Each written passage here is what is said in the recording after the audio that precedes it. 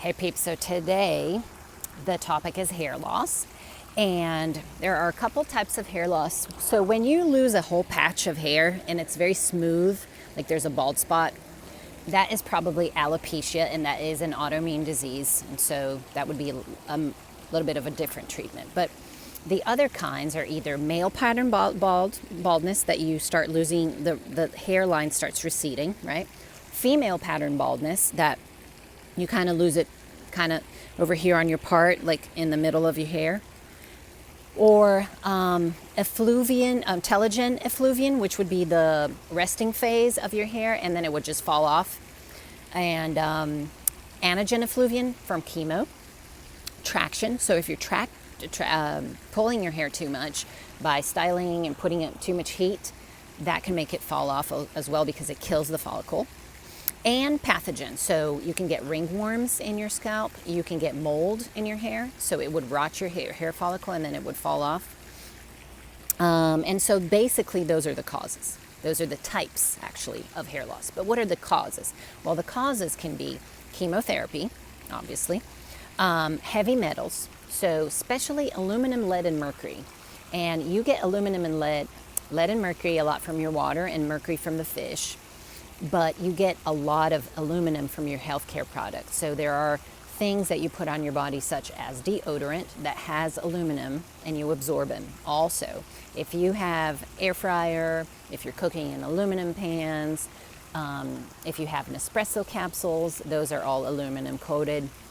And so you do get high aluminum. It is a real thing. You can test for it in your urine, in your blood, and it messes with your hormones, and it makes your hair fall off. So it's great. So definitely try to substitute your personal care products for stuff that does not contain aluminum. And yesterday, coincidentally, I heard on the advertisement on TV that Secret has launched a new deodorant without aluminum. I don't know what the ingredients are, what they substitute it for. I'm just telling you that I found that they do not have aluminum on this new product. Don't know if it's a good substitution or not, but just throwing it out there. So inflammation can cause your hair to fall off because the hair follicle inflames, and then so systemic inflammation, inflammation that comes from a imbalanced gut, dysbiosis, a leaky gut, any kind of inflammation in your body, like you are very stressed and that causes inflammation. So stress causes hair loss, anxiety causes hair loss. Hormonal imbalances cause hair loss, and lack of nutrients. So how do you fix this? Well, for you to fix the toxins, you just have to eliminate your exposure. So if you identify that your personal hair care products, your cleaning products, your environment is putting a toxic burden on you, you just have to substitute those for healthier options. And this is all twisted. It's driving me nuts. Regarding stress and inflammation, you have to lower your stress. So, for example, exercising, sleeping well, pranayama, which are breathing exercises, meditation, prayer, daily routine, all this that we always talk about, lowers your stress and then prevents you from being inflamed and helps you with your hair loss. For hormonal imbalances, this is a tricky one because people automatically think, well, if I have something low, let me just go ahead and take it, as a pill or as a cream and then make it high again. Well, it doesn't work like that. It's in balance because something happened for it to be in balance, right? So we have to dig into the cause and go and fix that. So you can get hormonal imbalances because you're not getting enough nutrients, so you have to fix your diet. Or because you're getting too many toxins in your environment and in your diet, and that messes with your hormones, like I have talked about xenobiotics, so xenoestrogens such as BPA, parabens, sulfates, phthalates, all those mess with your hormones. So you want to eliminate those, and then your hormones go back into place. You want to fix a leaky gut because that throws your hormones all out of imbalance because you're reabsorbing when you're trying to eliminate estrogen through your poop, through your bile, and you're not. So you reabsorb that, and then that throws your hormones out of balance. So like I said, when you're lacking selenium or iodine, your thyroid is messed up. So you just want to fix the base and then give your body some space and time and love, and everything will fall back into place. And it takes time, right? It takes time. So for your hair, you want, first and foremost, stress. Control that stress by doing all those things I have told you before. And also, what can really help you is using adaptogens. Adaptogens are herbs that support your adrenals, in that your stress response is not so squeaky. It's more smooth. So adaptogens are herbs like ashwagandha, Panax ginseng, rhodiola, some kinds of mushrooms like cordyceps and chaga. I think it's chaga. So herbs like that help your adrenals not have such a steep cortisol response when you are stressed. You want to have an anti-inflammatory diet, and we talk about that a lot.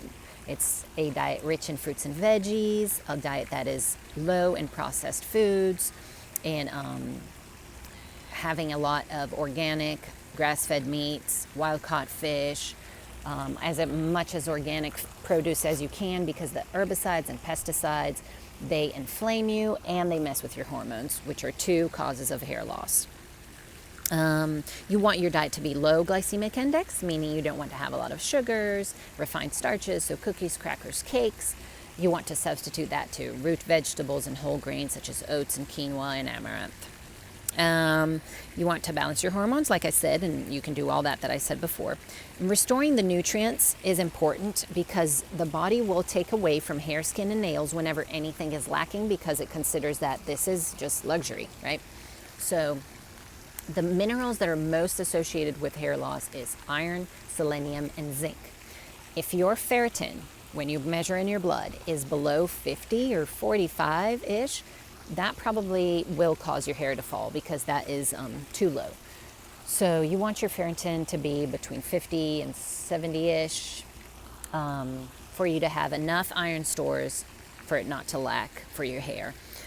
Zinc and selenium are also very important for you to measure and replace if you need.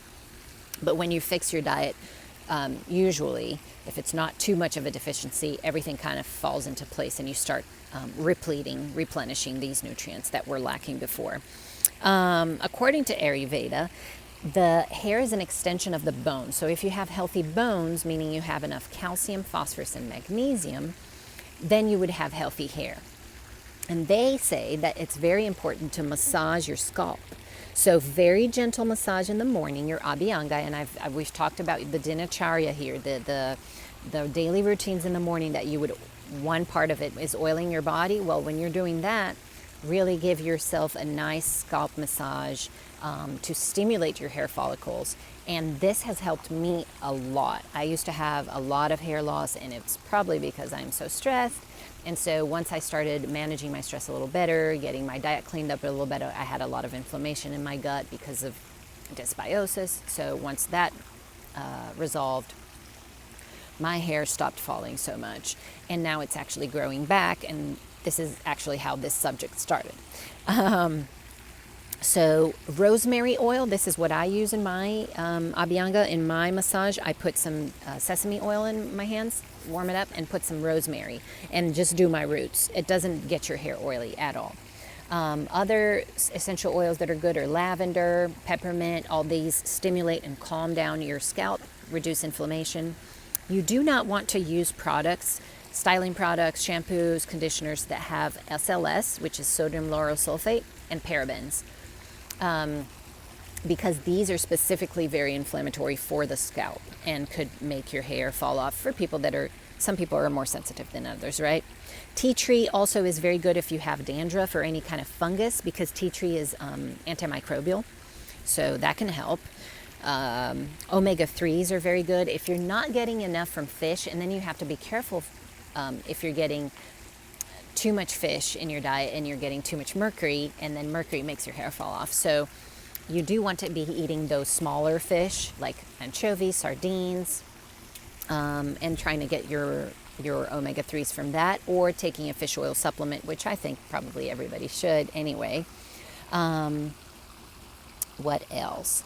So Ayurveda says that coconut water, sesame seeds, a handful of sesame seeds in the morning gives you 1,200 milligrams, which is your daily allowance, your daily requirement of calcium per day, just in a handful of sesame seeds. So they recommend that you have that in the morning. They say coconut water is good for the hair as well, probably because of the minerals in there. And regarding the dosha imbalances, any kind of dosha imbalance, any of the three dosha imbalance can cause hair loss in their particular way. So if your vata is aggravated and your hair is very dry and dandruffy and scaly and itchy, that can cause hair loss from a vata imbalance, and you have to put vata back into balance. If you are inflamed and your body has inflammation and your hair is falling from the inflammation, that's a pitta imbalance, and you would have to fix that.